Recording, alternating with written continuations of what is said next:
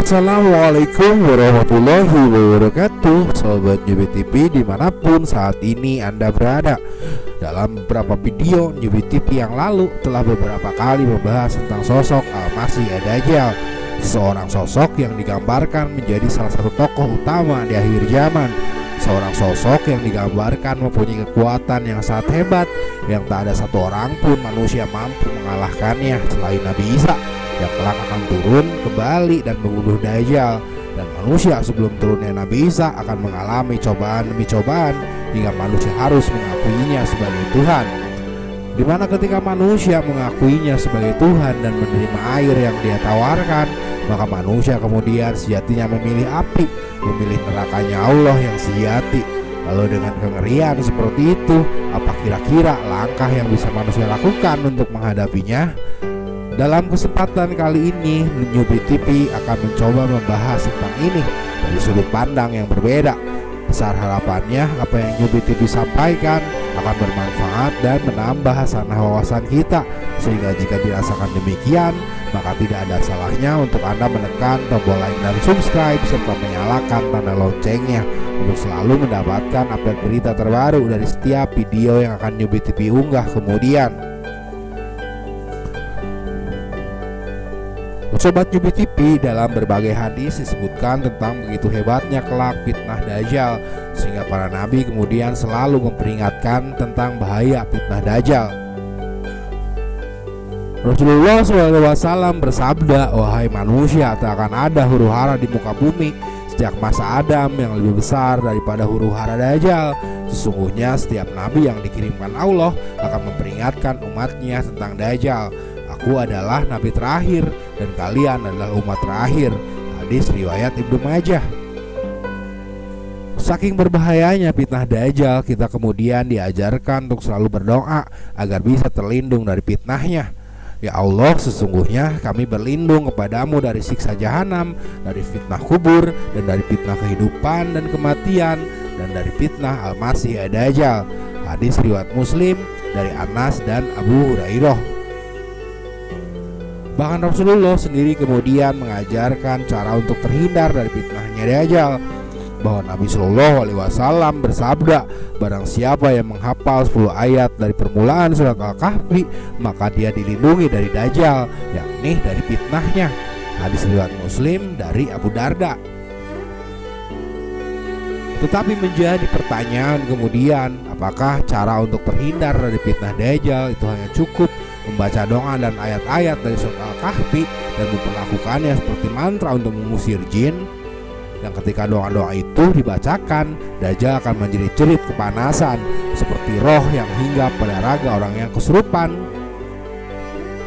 Lalu bagaimana jika untuk menghadapi fitnah Dajjal cukup hanya dengan menghafal 10 ayat saja dan membacanya, tetapi kemudian fitnah Dajjal bahkan akan mampu membuat orang paling beriman sekalipun akan terkena fitnahnya? Bukankah ada begitu banyak yang hafal 10 ayat itu? Adakah menghafal dan membaca 10 ayat itu tidak mempan untuk mengusir Dajjal? Sobat Nyubi TV, dalam video-video Nyubi TV yang lalu banyak dibahas tentang sosok Dajjal sebagai Al-Masih atau Mesias yang kehadirannya membawa misi untuk membawa Israel menuju puncak masa kejayaannya memimpin dunia dari Yerusalem. Karena begitulah seharusnya Mesias yang diyakini dan ditunggu oleh Bani Israel sebagai nubuat yang dijanjikan atas mereka setelah Nabi Isa mereka tolak sebagai Al-Masih atau Mesias. Tetapi menjadi masalah kemudian ketika pada kenyataannya impian Bani Israel jauh dari kenyataan. Alih-alih mereka berkuasa atas dunia, Bani Israel malah terserai-berai dan terusir selama ribuan tahun dari tanah suci. Bahkan 10 suku darinya menjadi hilang tak tentu di mana rimbanya hingga detik ini. Sehingga jika Al-Masih adalah tugasnya membawa Israel menuju puncak masa kejayaannya, maka dia yang akan mengaku sebagai Mesias tentulah harus bisa mengembalikan Bani Israel ke tanahnya kembali setelah ribuan tahun terusir. Lalu perlahan-lahan Mesias palsu harus menjadikan Israel sebagai negara yang berdaulat serta kuat agar mampu bertahan dari ancaman musuh-musuhnya yang tentu saja tidak menerima cara bengis Israel atas penjajahannya di bumi Palestina. Untuk mampu melakukan itu, maka Mesias tentulah harus memiliki kekuatan yang super dan ditakuti oleh musuh-musuh Israel, sehingga layaklah jika kemudian mereka-mereka yang menjadi pelindung utama bagi keberadaan Israel adalah negara-negara dengan kemampuan nuklir yang hebat, yang mampu mengatur dan mengontrol dunia untuk tunduk patuh tanpa bisa menyentuh Israel dengan tindakan-tindakan jahatnya atas Palestina. Mereka, negara-negara pelindung Israel, bahkan akan menempuh segala cara untuk menyingkirkan ancaman bagi keberadaan Israel. Mereka bahkan terus memaklumkan, bahkan ikut membantu Israel membentangkan wilayahnya hingga harus membentang dari sungai Mesir hingga ke sungai Efrat, sehingga tidak hanya Palestina, melainkan Mesir, Suriah, Lebanon, Yordan, dan sebagian Arab Saudi harus menjadi wilayah negara suci mereka. Sehingga sangat wajar jika negara-negara disebut di atas tidak akan berada dalam kedamaian. Negara-negara itu akan senantiasa dirusuhkan agar bisa dicaplok oleh Israel.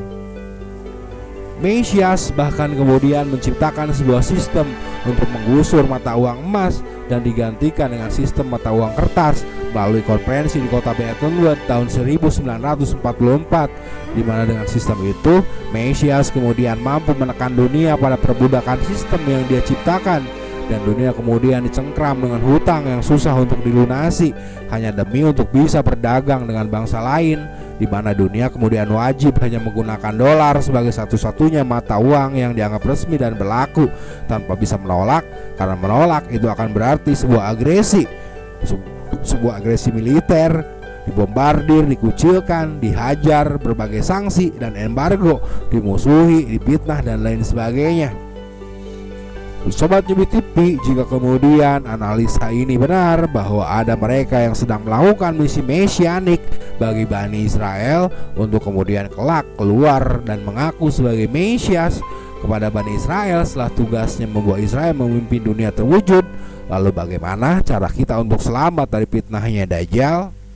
Adakah dengan membaca 10 ayat dari surat Al-Kahfi untuk membuat Dajjal berteriak kepanasan dan lari terbirit-birit?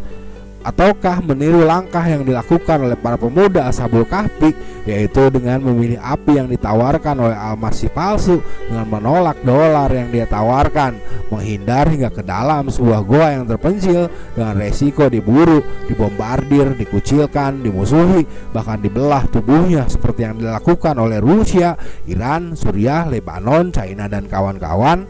Wallahu a'lam bishawab. Terima kasih sudah menonton. Wassalamualaikum warahmatullahi wabarakatuh.